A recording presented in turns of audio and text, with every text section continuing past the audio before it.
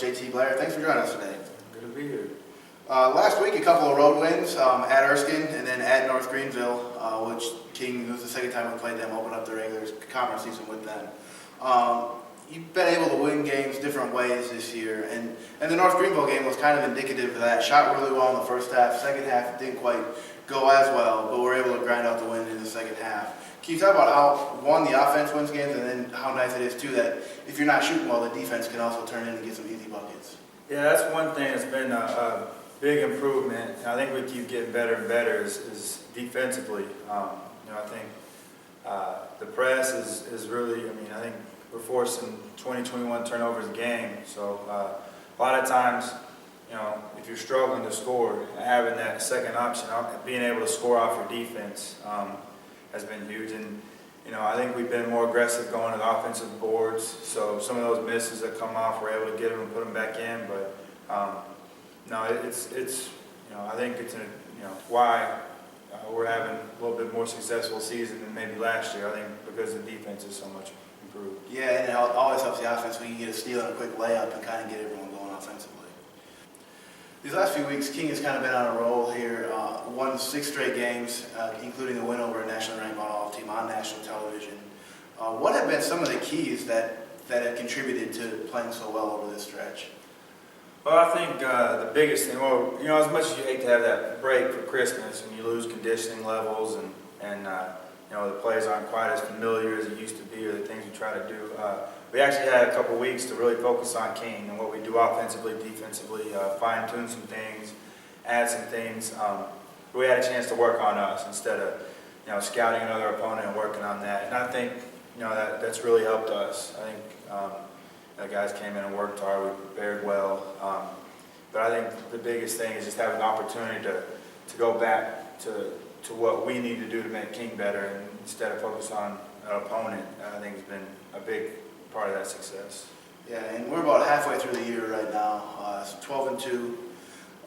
What have you seen the team improve? How much have you seen them improve over those 14 games? And what can get better as we go down the final stretch and hopefully a deep postseason run?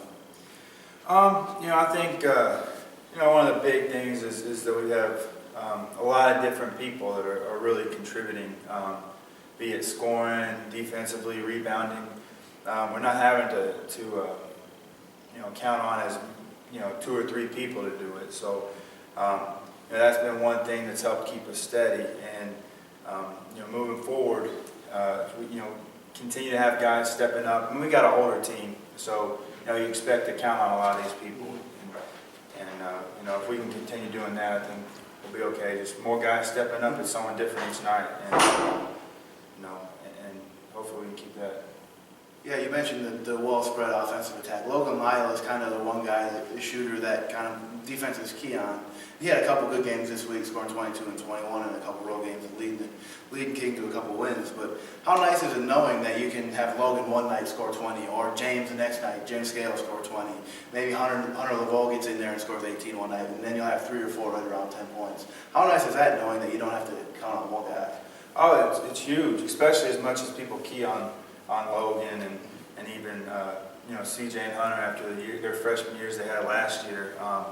And Logan himself, he's improved in a lot of areas where they try to take away his shot a lot. And he's got to where he can put the ball down, get to the basket, and finish, and get to the free throw line.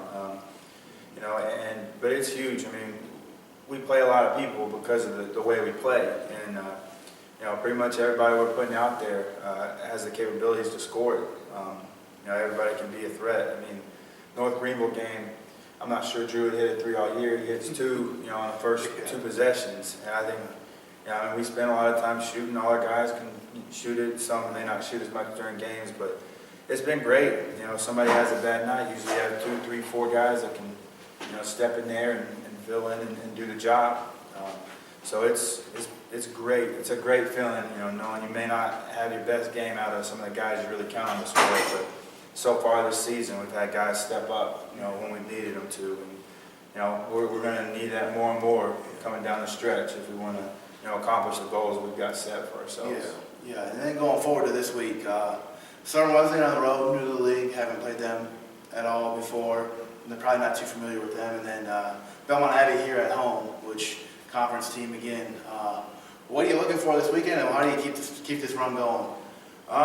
You know, this will be our third road game in a row, and it's tough to win on the road. I don't care who you play, and it's tough to win in conference. You know, no matter who you play. You know, the same thing. I mean, we want to, hopefully shoot it well, but get after them in the press and push tempo, control the boards.